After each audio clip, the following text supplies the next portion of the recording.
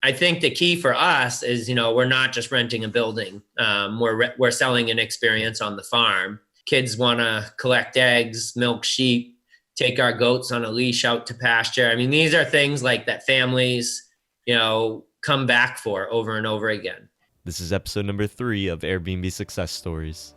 Welcome back to Airbnb Success Stories. I'm your host, Julian Miata. This is a show where I talk to hosts about their journey in starting and growing their short-term rental business. My goal is that you'll be able to walk away with useful information that'll help you become a better host and learn how to scale your business. Since we are new shows, reviews would greatly help us grow, so please go on over to iTunes, Spotify, Stitcher, YouTube, Facebook, SoundCloud, wherever you're actively listening, and please leave us an honest review, and we'll give your rental a shout out on the next episode. So we actually got our first review on iTunes from Kate Birch, who was in the last episode, and Kate says, Julian does a great job bringing together experienced hosts and having casual conversations to explore all facets of being a short-term rental host.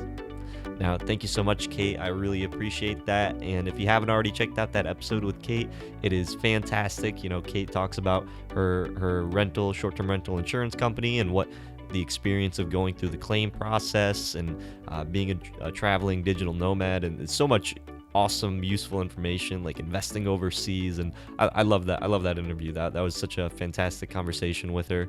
Another quick little announcement is that we reached 100 downloads for the podcast. So we do have the YouTube, and the videos on Facebook and YouTube have garnered well over 400, 500 views, but we don't, there's not too much that we can actually track with that. Like maybe someone just watched it briefly, maybe they're just scrolling through Facebook and they looked at it for a few seconds. That counts as a view. But when you actually have people downloading your podcast and listening to it, that's 100 people that have actively listened to 100 hours. Maybe they didn't listen to the whole hour, but that's pretty awesome that 100 people would download this show onto their phone or wherever and listen for an hour to these conversations. So it's so cool. We're only our third episode right now, and we're already at 100 downloads. So thank you so much for everybody that is listening, and please let us know what you like, what you don't like, and leave a review about us. Today I had the pleasure of speaking with Todd Heyman, who currently runs a farm stay experience in Heartland, Vermont called Fat Sheep Farm and Cabins. He's been taking mostly direct bookings, but in total he's been on Airbnb and taking direct bookings just shy of 2 years now. Todd and his wife Suzy left their stable jobs as attorney and teacher to take on hospitality full-time by purchasing land, building a farm and cabins, and allowing guests to experience what it's like living and eating from the land. Todd's situation is unique in that 80% of his bookings are direct bookings and only 20% is through the Airbnb platform. Please note that Todd did establish this property as a lodging facility and isn't affected under the same volatile regulations associated with Airbnbs and short-term rentals, but the concept and strategies he's applied are golden in scaling a short-term rental business. This is definitely an episode you do not want to miss. So every episode I take notes, and I take about 5 to 10 of the key points that you can actually apply towards a short-term rental business to be able to produce more and get more stays. Just go on over to airbnbss.com/show notes, and you can sign up and have those tips sent directly to your inbox and then start being able to apply that towards your business. And I just wanted to apologize for this episode. My video was not syncing up too well, so if you're watching this on YouTube, unfortunately, you're going to have to look at this still image of my face, but we did have some issues with the video and the audio syncing up, so I didn't want it to be too much confusing for you guys, so this will just be video portion of Todd and a still image of me. So we're still figuring this stuff out, guys. Like I said, it's not going to be perfect whenever you start something, but we are continuing to learn and improve. So please bear with me for this episode, and hopefully by next week's, it will be all sorted out. With all that being said, on to this week's conversation. Welcome back, host. Today I have the special honor of speaking with Todd Heyman. If you wouldn't mind, please let the audience know a little bit more about who you are and what inspired you to get into short-term rentals. Okay, well, we run a business called Fat Sheep Farm and Cabins, my wife and I. It's located in Heartland, Vermont, which is just south of Woodstock and Queechee, which is a pretty heavily visited area, particularly in the summer and the fall. We have 5 cabins on our property, standalone units, ranging from 480 square feet with just a queen bed and a futon in the living area to a little over 700 square feet with two queen beds, one in a open air loft, one in a bedroom, and then a sleeper sofa in the living room. So we can sleep, 6, sometimes 7 with kids in the big ones, and the smaller ones are really designed for more like couples with young children. And we run a small diversified farm on our property. So unlike a pure short-term rental experience, we offer a farm stay experience to the guests who stay with us. They can spend some time with our goats and sheep and chickens, and they also can tour our growing fields and harvest vegetables. The cabins all have full kitchens. So they have, they're given eggs from our chickens when they check in, and then they have access to our vegetables that we grow on the farm. And so they can prepare meals with food that we've raised here. The farm also provides vegetables and eggs to area restaurants. We sell at local farmers markets. And so a lot of times our guests who don't feel like cooking can still eat our produce by going to some area restaurants that we supply. Our busy time is from the summer and fall, where we're pretty much every day close to sold out. And then in the winter, we become more of a weekend business, a lot of winter sport tourism, from cross-country skiing, downhill, snowshoeing. We even have dog sledding in the town next door to us. That's pretty much a short description of what we do. That is really cool. I love the idea of working with the local restaurants and the farm to table experience. Even having, being with the animals and being with the vegetables, and people can eat the food that they are working with. I think that's a very unique and very creative way to be able to utilize the Airbnb platform, and also using your direct bookings as well. Would you mind kind of what inspired you to do this? Was it just like one day you're like, I'm gonna open up a farm and start doing this? Like what got you to where you are today? No, it was definitely not like that. We've been here since 2016, my wife and I. In our past lives, we used to live in around Boston and had city lives and city jobs. When I met my wife, it was a few years after I had quit my city job. And I was working on different farms, trying to learn as much as I could from different farmers. And I knew I wanted to have some component of farming in my life, but I wasn't sure how to do it. I knew I didn't want to be a full-time farmer and have that be the sole means of income. And after I met my wife, who had often wanted to start like a bed and breakfast or a restaurant or inn, we're both quite into food, as you might imagine. We started just brainstorming about what kind of business we could create, where we could enjoy growing our own food and also sharing that experience with people, because we enjoy hosting. And we just came up with the idea jointly of starting a farm and using separate cabins on the farm for the rental experience, because we felt like that would be more popular with the kind of people who would be visiting a farm than, say, like rooms and a little bed and breakfast with neighbors in your walls and stuff. And so we just started brainstorming for about a year. We were looking at property and coming up with ideas, and then eventually found this place and bought it and hit the ground running. Wow, that's really bold, and I think that's really inspiring that you were able to take your passions and your interests. What was your federal job? Was it a federal or corporate? You said you worked in the city. Yeah, I used to be an attorney, and my wife, Suzy, used to be a teacher. Oh wow! So you really went from very stable, reliable jobs um, to opening up a farm and having people stay in your cabins. And what that takes a lot of courage. How did you have the confidence and the to be able to go and purchase this farm and open up these cabins and then start creating this experience? Because when we spoke prior to the recording, you said you've only been taking bookings since June 15th, a couple years ago. Yeah. So how did you know like this is going to be profitable? This is going to be enough for us to be able to quit our jobs and do this full time? Well, we didn't know. We still don't know. But yeah, I had worked as a lawyer in Boston for 11 years, and I owned a condo in Cambridge, Massachusetts. And I had gotten to the point where I just didn't want to do that anymore. And I've been saving money for about 4 to 5 years pretty carefully, living well below my means to be able to take some time, because I originally thought I needed to know exactly what I wanted to do before I could quit, so there wouldn't be the danger of feeling financial pressure to end up doing something I don't want to do again.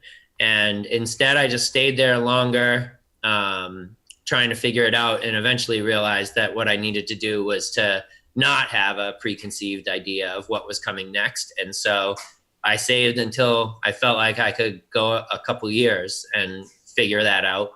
And when I quit, I just signed up for some cooking classes and worked on a farm in Austin, Texas for a total change of pace, and just took job after job from there that would just pay the bills, and lived in little studio apartments, and continued to learn skills with respect to farming and just my interests, and eventually met Suzy and started doing that jointly. And it came from that. We're in a tiny little town in Vermont, and I came from Cambridge, Massachusetts, and there's a big my little condo in Cambridge was 3 bedrooms and like 1,700 square feet, and I sold it for more than what it cost to buy a 60-acre farm in Vermont. So there was a little bit of security by shifting from a high-priced housing market to a lower priced housing market, and that certainly made the jump a lot more comfortable. Wow, that's really inspiring that you're able to go from something that you weren't as passionate about to something that you really love. Diving into the cooking and the farm experience, and moving away from the city. I think what a lot of people want is ultimately to be able to do what they're passionate about, to take their interests and take what they want and move away from the traditional jobs that maybe they didn't necessarily want to get into, but they knew it was stable. When you were looking to make that transition, how did you confidently know like this is going to work? Because with Airbnb and the short-term rentals and all the regulations and stuff like that that are being imposed on short stays, how were you able to know like this is going to work and I'm going to be able to make my living off of people staying in my cabins? Because you also have the farm business, but that's aside from that. You're able to make your money from the cabin. So how were you able to confidently build a business on the shorter term stay? I mean, we weren't able to know it. I mean, a lot of people asked us that, but we didn't. We spent a lot of time driving around northern New England, visiting popular tourist destinations, considering like how seasonal is the tourism? Could we be a year-round operation so we would be booked more? What do land prices look like just outside the tourist town? We looked at also, obviously, like, is the soil available to us going to be soil we can grow food with? And,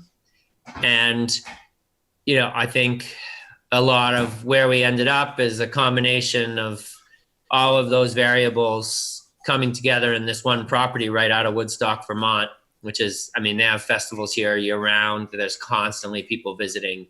And when you jump one town outside of Woodstock, the cost of housing goes way down.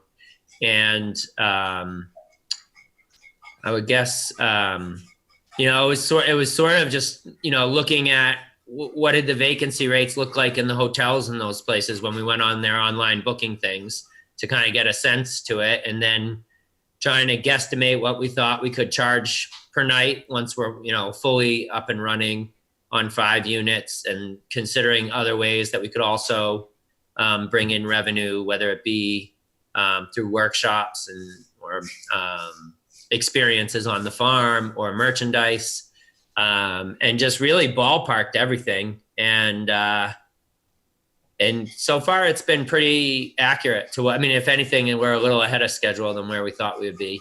And based on how popular we've been, we're pretty optimistic that in the next couple of years, we're really going to be able to grow it a lot faster than we have been.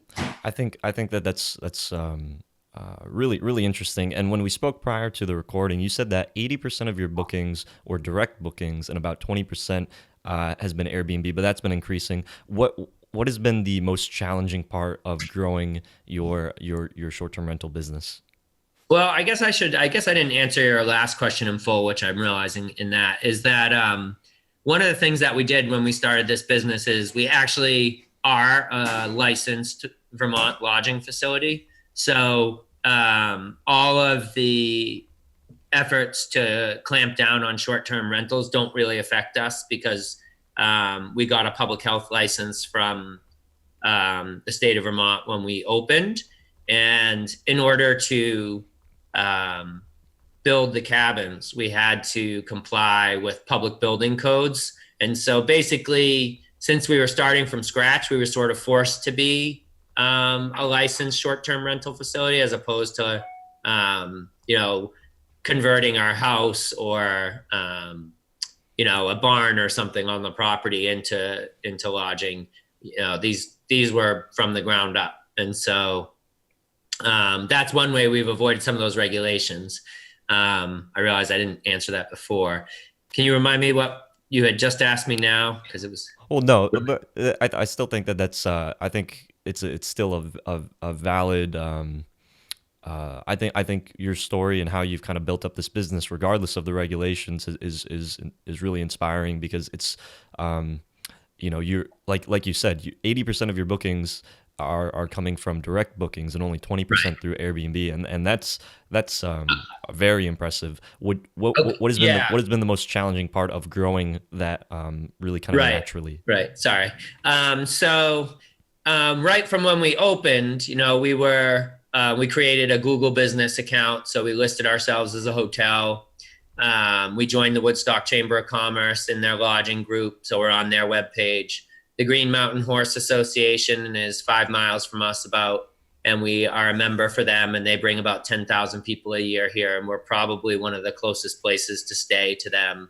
And we basically, from the beginning, started advertising as if we were a hotel. And we also relentlessly tried to get the Boston Globe, which is probably our closest big city, to come up and experience our farm stay and write about us. So we were very focused on direct bookings right from the beginning. And all of those efforts sort of panned out in the beginning. Lots of people were finding us through the Woodstock Chamber, through the Green Mountain Horse Association. About a year after we opened, the editor of the travel section for the Boston Globe came up and spent a night, and she ended up writing a review of us that was on the front page of the Sunday travel section in the Boston Globe last August. And I would say since that story has run, probably over half of the people who book with us found us through reading that story. And so, we're now going to start targeting other media markets to try and get in maybe Connecticut and New York City, because we've seen what that does for getting direct bookings. So the challenge is really just figuring out where to put yourself. Facebook and Instagram obviously help a lot. TripAdvisor also is great. And right from the beginning, because this is really our focus for revenue, we're direct hands-on with our guests as they explore the farm. And so we can really be in touch with how their experience is going and make sure they have a great time and make sure whatever needs they have are met. And we sort of build relationships with them through interacting with them. We've had a lot of people come 3-4 times already, and we haven't been open 2 years. And their kids like develop relationships with our livestock. They know the names of our animals and look forward to coming back to seeing them. And so it's very easy for us to approach our guests to ask them to write reviews on Google and TripAdvisor. And when people are trying to figure out where they want to stay, those reviews play a huge role in the decision. And so, once you get up there and on there, if you can start getting all your guests to write those reviews, when people start searching the area about where they want to stay on those sites, you come up higher and higher. And if people really read heartfelt reviews where you can tell that the people are authentically expressing their enjoyment and it's not just a, nonsense quick write-up, it really has an impact on people's decision about where they want to stay. And I think, our reviews have played a big role also, like the Boston Globe article, in getting people to come here. We'll often have people comment to us that they saw us on the Globe or they saw us in Airbnb, and then they looked around and read our TripAdvisor reviews and couldn't believe how positive they were and decided they had to try it, and then confirm that they had as good of an experience that they read about, and then write us another review. So that's really what we've done. I don't know if it's any more complicated than that, but that's how we've focused on sort of building our brand and getting our name out there. No, I think you've been doing a brilliant job, Todd, with working with local media agencies, establishing that business on the social media side. Because I think when we were also speaking, you said that a lot of your business is also coming from Instagram, which is pretty unique, because I think that's the challenging part for a lot of hosts nowadays, is trying to identify themselves as like a brand and a business, because people are just posting their listings up on Airbnb and all these different platforms, direct booking and stuff like that, and they're like, well, nobody's utilizing us through any of these other platforms. They're getting all their business through Airbnb. And like we were speaking prior to the recording, was that you only get 20% of your bookings, and you like to shy away from Airbnb because of the complications, them being like we were speaking about in the previous episode, being they don't represent the hosts super well at times, because they are trying to support the customers, which can be a detriment for a business owner like yourself. What experiences do you have, like, with Airbnb and trying to establish your business aside from that? Because right now you are taking bookings through Airbnb, and that you said that has been increasing, but what has been your experience with Airbnb, and how have you been trying to establish yourself outside of the platform? Well, I mean, establishing ourselves outside the platform is really just promoting ourselves on all those other websites and through social media. I think the key for us is, we're not just renting a building. We're selling an experience on the farm. And, there's a lot of interest in that. Kids want to collect eggs, milk sheep, take our goats on a leash out to pasture. I mean, these are things like that families, come back for over and over again. And they also love seeing their kids like pull carrots out of the ground or dig for a potato and find one and then go cook it. So having an experience that you can promote in conjunction with your rental is, I think, a key way to differentiate yourself from other lodging options. And so even, my wife often also will do, we sell bread at the farmers markets. She bakes sourdough breads. And so she'll do like a sourdough bread baking class as part of it when we're cooking, when she's baking for market. They can come into the house and learn how she does it. And so if you can offer some kind of experience in conjunction with it, even if it's not you offering the experience, for example, we do a lot of promoting of other area businesses because it gives people a reason to come to the area and stay with us. So, for example, in the winter, we have a pretty unusual business in Windsor, Vermont called Brayburn Siberians, and they run dog sledding tours where you basically, it's like mush, mush, woof, woof, and you're riding on a sled and 10 dogs are pulling you around the Vermont countryside for anywhere from a half hour to 3 hours. And that's a pretty unusual experience. So we'll promote them on our Instagram, Facebook, on our website. And even if people have no interest in our farm, it's a way for them to, oh, let's go up, stay at the farm, and then go dog sledding. So even if you don't have something you yourself can offer, being able to promote your area as part of promoting your lodging helps a lot. The downsides or the challenges of working with Airbnb you had asked about, there's really the number one for us is that they have an extenuating circumstances policy. When a guest makes a booking, in theory, you have a cancellation policy, and ours is super strict. We get over a month's notice or there's no refund. But in practice, what happens often is a guest will say that either the guest, him or herself, or some member of their group, and the names of those people are nowhere on the reservation. So there's no way for Airbnb to even confirm if the person who's claiming to be sick or can't travel for some reason was ever even part of the reservation to begin with. Writes to Airbnb and says, I need to cancel at the last minute. And pretty much our experience is Airbnb lets them out. And for us, when you're sold out all summer and fall, that's a big revenue hit. And, it's very hard to fill something on 24 hours notice. So that's something which we would like to be able to see what Airbnb is seeing. If somebody's gotten a cancer diagnosis, that's one thing. If, a fourth member of a 4-person party who didn't even make the booking, has the flu, that's another. And we would like to be able to independently evaluate those situations and make a decision about whether we want to refund the money at the last minute or not. And we can't do that with Airbnb. And same with disputes about damage to the property or charging for pet fees. All of that has to go through their dispute center. There's no automatic way to collect it. Whereas if we do the bookings directly, we have their credit card on file and we charge them if they break something.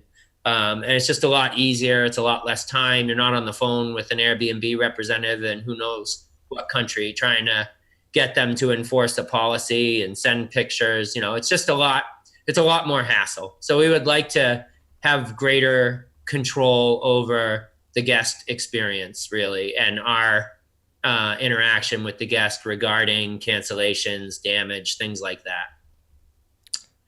Yeah, I think that that's very. I think that's a really good point that a lot of people are trying to do the direct bookings, but they're also their primary source of leads is through Airbnb. How are you utilizing Airbnb to be able to boost your listing? Because you said about right now there's 20% coming through Airbnb. Yeah, it's about 20%, but that's how it's been since the beginning. It seems like it's been going up, but also our direct bookings are going up. So it's hard to know if Airbnb is doing something different. The one thing that Airbnb has started doing, which we don't like very much, is they've started buying Google ads that appear above our website when someone already knows our business exists and they type Fat Sheep Farm, say they read the Boston Globe article, into the Google search bar. The first result that comes up now is an ad from Airbnb offering them to book with Airbnb instead of with us. And obviously they didn't find us through Airbnb. They found us through something else, or they wouldn't be Googling our name there. And so that is, I think, a way in which we're losing some direct bookings to Airbnb. But we do want to have our name in the Airbnb booking because we want to build our brand. And there's probably also people who find us on Airbnb, see our name throughout our listing, Google it, and then decide to book directly.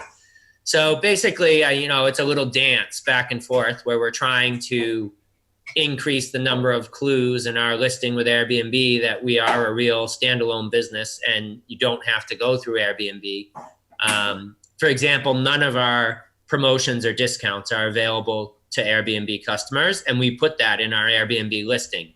So if a guest sees no promotional rates, no discounts are available to you if you book through Airbnb, perhaps that guest starts thinking about that and is like, well, I want a promotional rate, so I'm going to go find them elsewhere and book that way. So, that's what we're doing to try and manage it. But, as we look forward into the future, we also may start limiting the dates that are even available for Airbnb bookings. For example, we might stop making weekends available. Since we know we can sell those out, we might just not put them on Airbnb, and then we don't have to worry about extenuating circumstances and don't have to worry about collecting pet fees or damages to the property, et cetera. Do you find that Airbnb, even with the extenuating circumstances clause and the issues with the ads, are you still finding that through Airbnb that you're able to be profitable, or do you feel that it's taking away from your direct bookings? I mean, we're able to be profitable. We're just every booking through Airbnb is less profitable. I mean, so when you start using more than one channel, so right now we just have a direct booking engine in Airbnb, but we plan to add booking.com soon. But it would be an absolute nightmare to try and coordinate all those calendars separately. So you basically have to get booking software, which they call it channel management, where it basically syncs your bookings from Airbnb with the other calendars. And obviously that's going to be a subscription fee. And a lot of the ways that those are set up is that they take a percentage. For example, if there's an Airbnb booking, they take a percentage of that booking to pay for the channel managing, the syncing of the calendars. And so not only do we lose some of the money to Airbnb because they book through Airbnb, we then lose some of the money to the channel manager. Whereas if they had booked through our engine, our direct booking engine, we're only losing what we would lose to process the credit card. So when you're working with the direct booking, which is your primary source of occupancy, and Airbnb, how are you handling that? Do you have to go into the Airbnb calendar and then cut those days off, or have you ever had issues with people direct booking and then the dates were available on Airbnb and they've kind of cross booked? No, I mean, before we were handling it manually. So every time we had a reservation, we would go and block it, and it was a nightmare and it was very time consuming. So what we did is invest in booking software. There's quite a few on the market. We went with a product called Think Reservations, which is a relatively new small company. Most of the people who work there have previously managed inns or short-term rentals.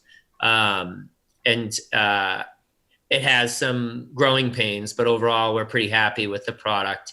And it automatically, nobody can book on Airbnb without the software checking to see if on our direct booking calendar it's still open or not. And then that software also allows us to put availability up online. So we used to take phone calls and emails telling people what was available, what the prices were. We don't do that anymore. Now that's all on our website. People can go on there and plug in dates they want to come. It tells them what's available and what the pricing would be. And so that's been a huge time saver for us, because not only do we not have to keep the calendars updated, but we actually don't even need to tell people what's available anymore. So what's the difference between the channel management software and the Think Reservations? Well, it offers, so you could sign up with Think Reservations and just have a direct booking engine on your website. But then and it's, a subscription for that, we pay a flat fee for that every month. And then we would pay whatever the credit card processor that they work with charges us to process the credit cards. Now, you can add to your Think Reservations subscription channel management services, which will allow you to connect with other platforms. So, for example, with Airbnb, the way Think Reservations gets compensated for the channel management is they take 3% of our Airbnb bookings. So, we'll be losing a little bit to Airbnb, and then we lose 3% to Think Reservations.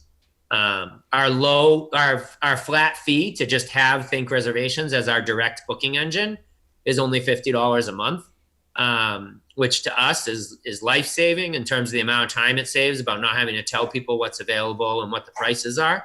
And so really, now that we have a direct booking engine like that, the challenge will be to steer as many people away from the third-party platforms to increase the earnings off each rental and minimize what we're paying to those third parties, and get more people booking directly. Basically grow our brand so much that those third-party platforms represent a smaller and smaller percentage of our rentals.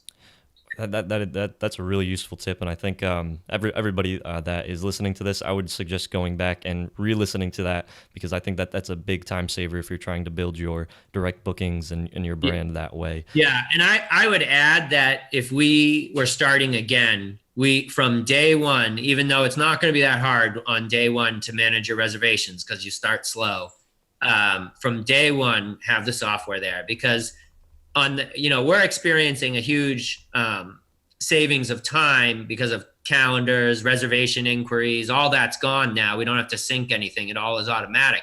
But the other thing that it does is that it allows you to see your vacancy rates or occupancy rates by unit overall. It allows you to break down what you charged for taxes, pets, rent. I mean, all of that is automatically recorded into the system when someone makes a reservation, because it automatically calculates the pet fee. It automatically calculates the tax, and then it produces reports with that information for you at the click of a button. So if we were starting over, the first thing we would do is have a strategy to have availability and booking happening online. I will say we did more research than I care to admit, trying to find the software to start that, and transitioning to that from a manual system is a nightmare, which is why I would do it from day one in the future.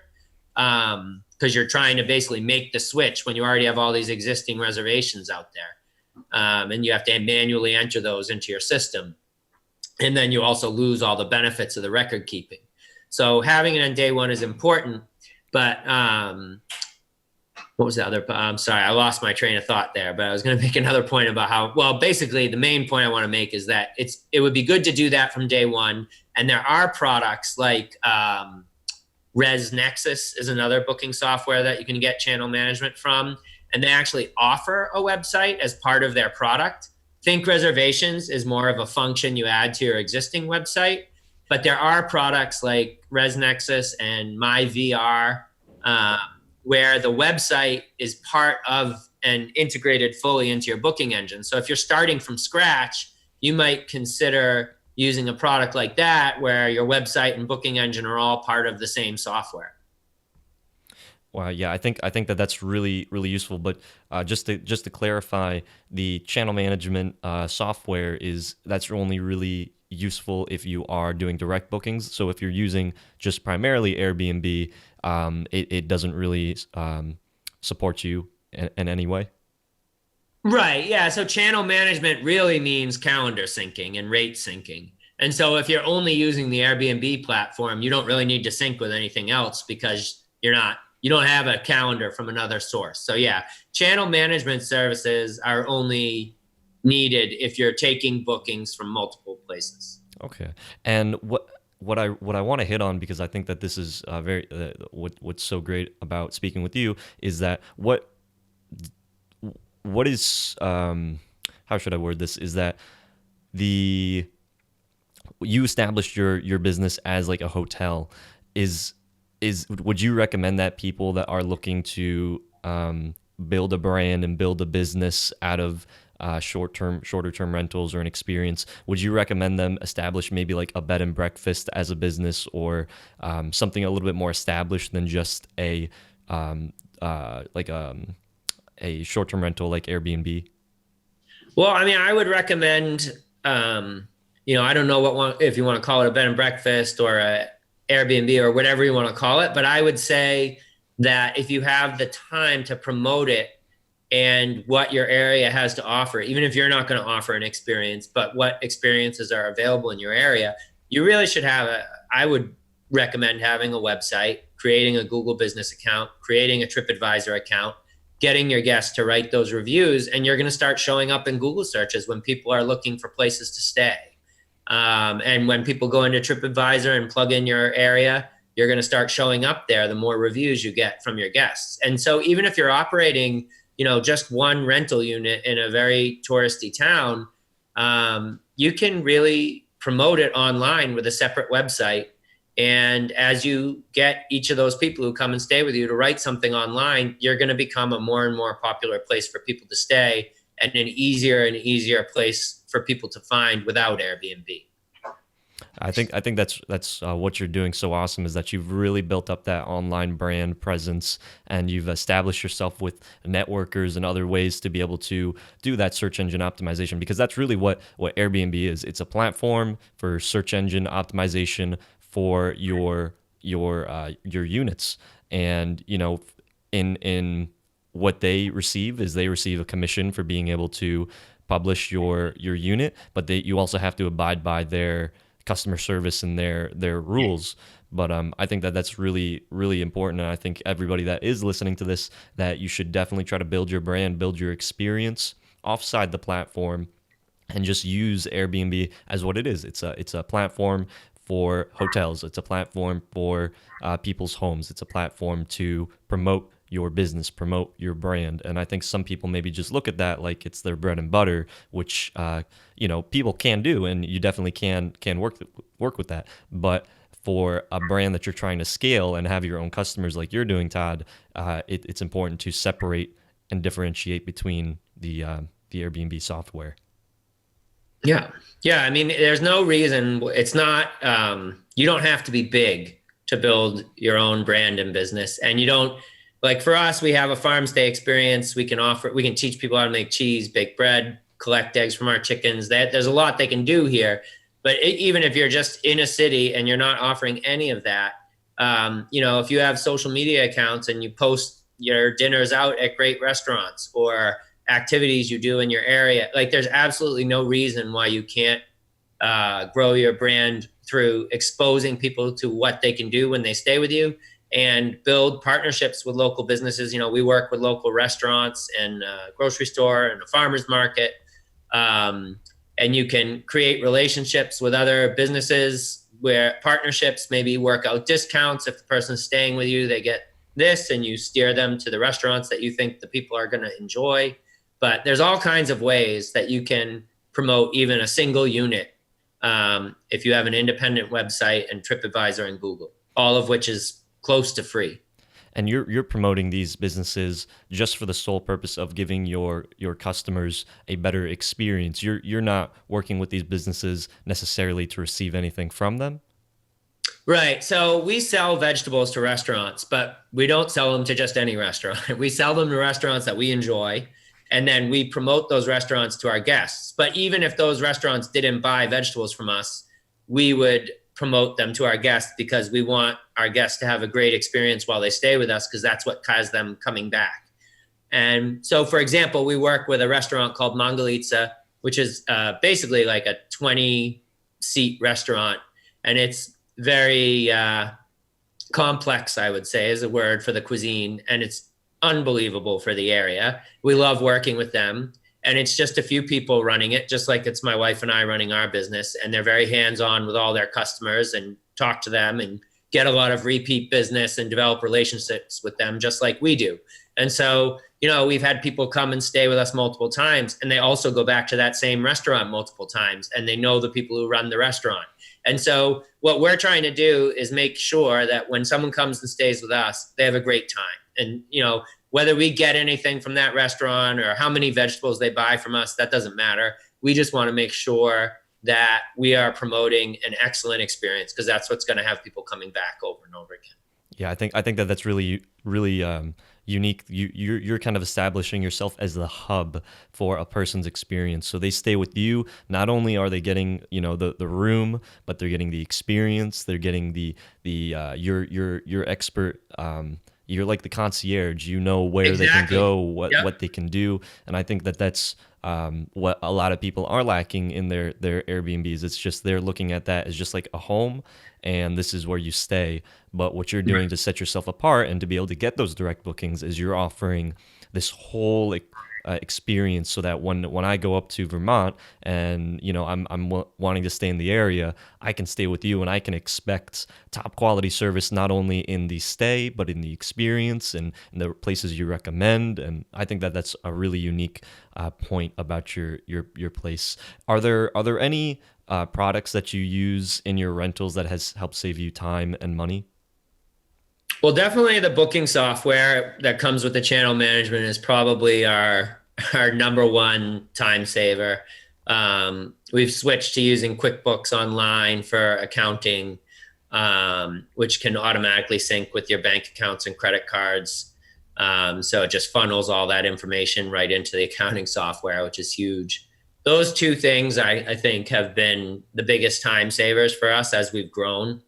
As far as other products, Do you have things like any types of like special towels or special any like material things that have been able to help reduce the time or money in your units?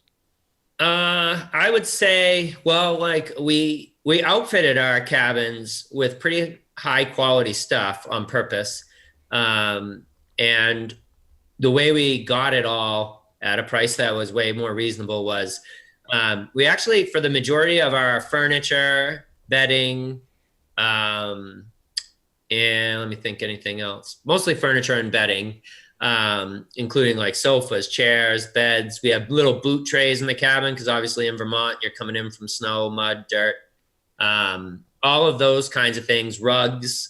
We actually got through LL Bean, which is kind of on the pricier side of things, but LL Bean has regular sales of 25% off throughout the year.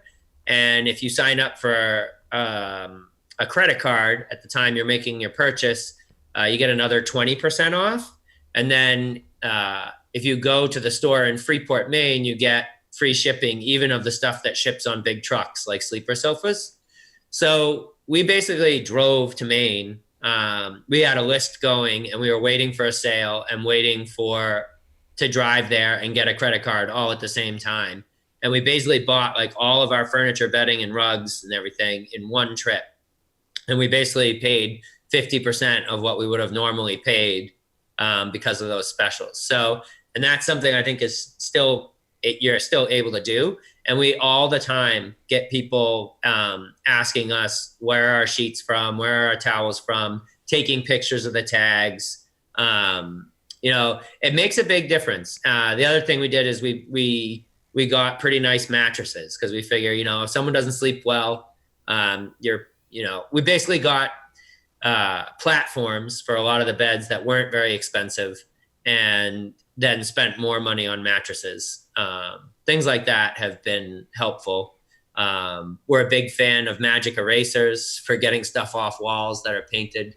I don't know. Those are the products that come to mind. And is there anything that you do specifically? I know that when people stay with you, that they are having this experience, which leads them to be more tied into your stay. But is there anything that you do that has helped your guests leave positive reviews? I would say,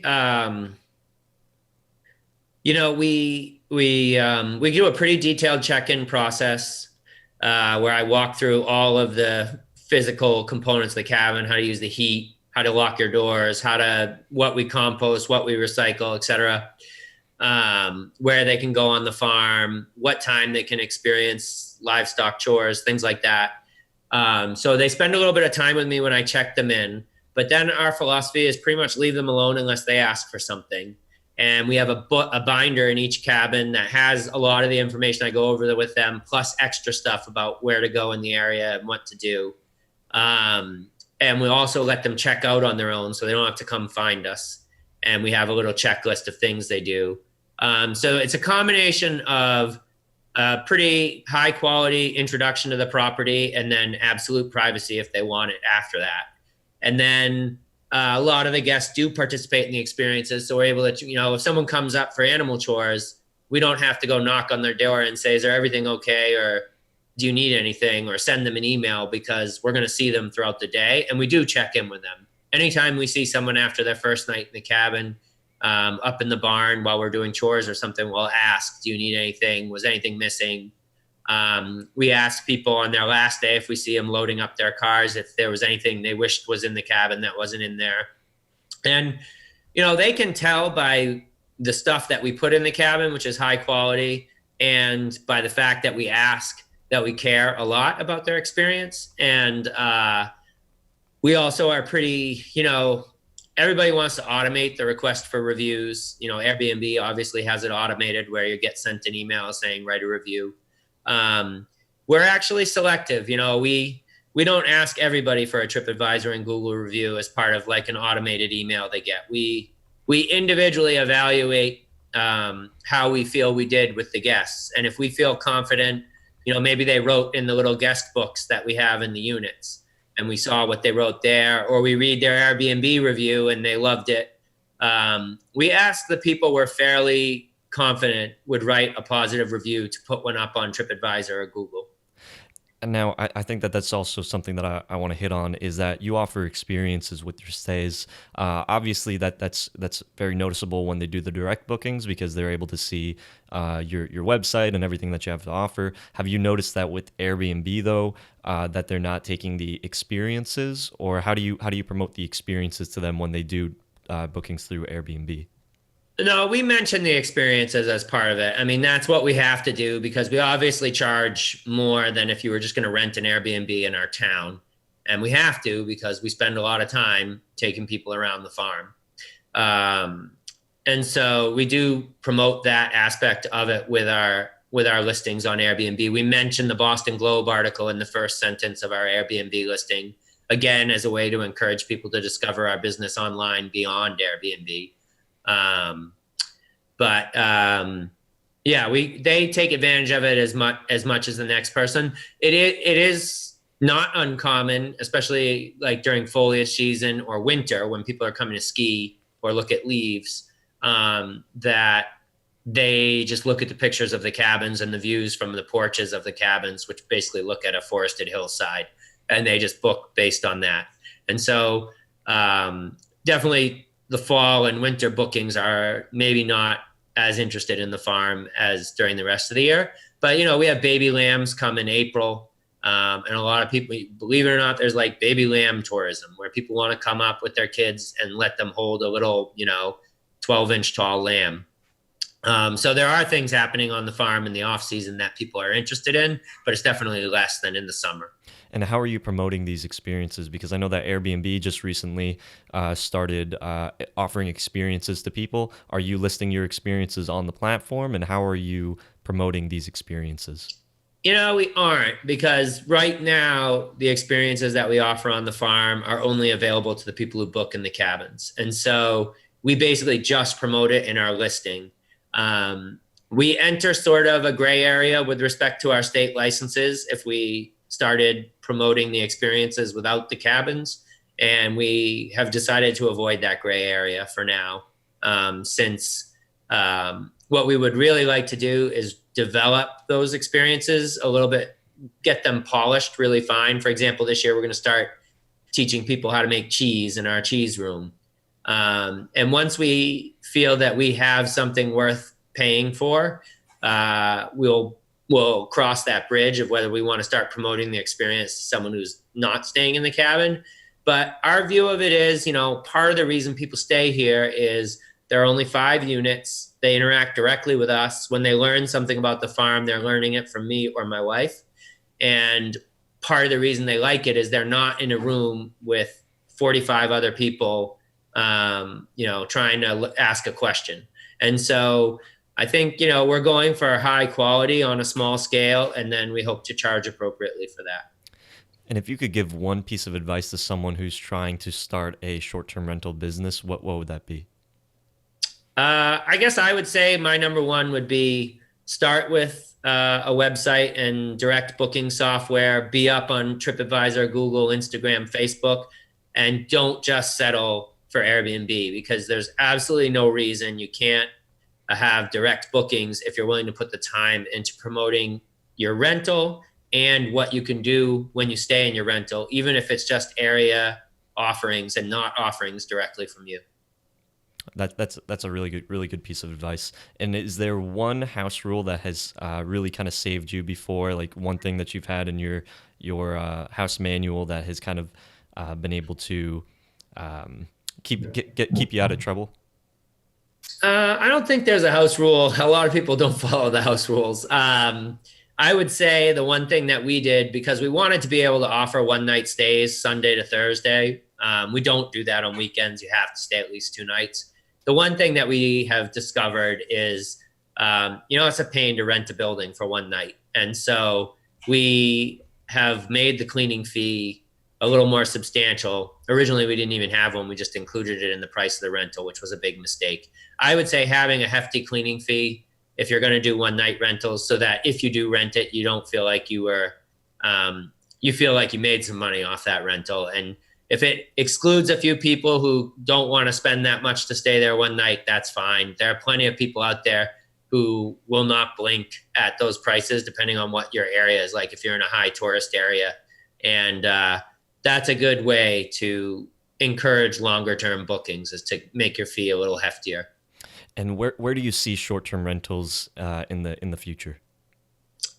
Well, I mean, I follow what's happening in Vermont. Like I said, we're licensed, so we're not directly affected by efforts to shut them down or limit them. I would say, successful short-term rentals are going to be ones that can differentiate themselves. And I think experience is important, making sure you can offer that or promote the experiences in your area.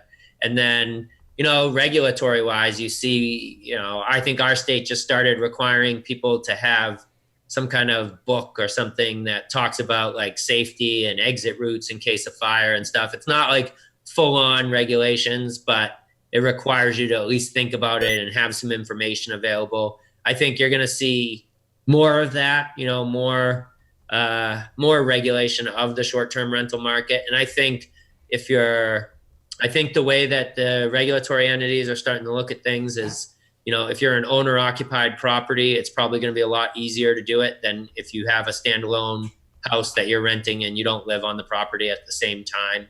I think that those kinds of rentals are going to be viewed as pure vacation rentals and subjected to more and more regulation, at least here in Vermont, as time goes on. And it seems like the balance that regulators are trying to strike here, at least, is there's a difference between someone who lives on their property, cares about what's happening on it, and somebody, who lives in another state and just has a house for rentals. And I think they're going to come down hard on the people who are out of state, just renting a building, and be real lenient on the folks who live there.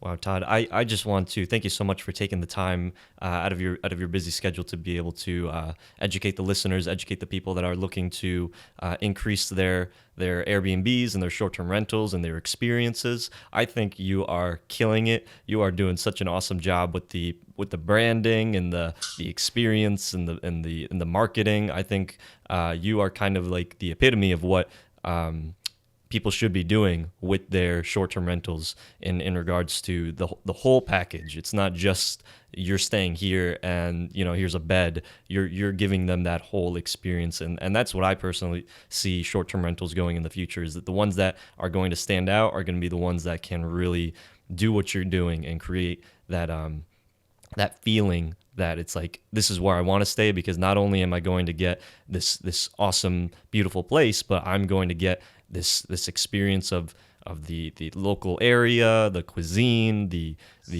knowledge. So I just want to congratulate you. I wish you further success. And is there any way that people can reach you? The best way is, through our website. It has a contact us button. We're Fat Sheep, like the animal, Farm Vermont, spelled out.com. fatsheepfarmvermont.com. But if you just Google Fat Sheep Farm, you'll see us right underneath that Airbnb ad. All right, and don't click the Airbnb ad. Click the one. Don't click it. Book direct. It's always cheaper. Book direct. That's the new motto. Book direct. All right. Well, thank you so much, Todd. Again, until next time, guys. Hosts, keep on hosting. Talk to you later. All right. Thank you. Hope you hosts benefited from the show. Like any exceptional host, we all strive for 5-star reviews. So please go on over to iTunes, Stitcher, SoundCloud, YouTube, wherever you're frequently listening to the show, and leave us an honest review. Let us know what we're doing right or how we can improve, because that's what we want to do. We want to become better hosts. I want to become a better podcast host and a better Airbnb host. Talk to you guys in the next episode. Peace out.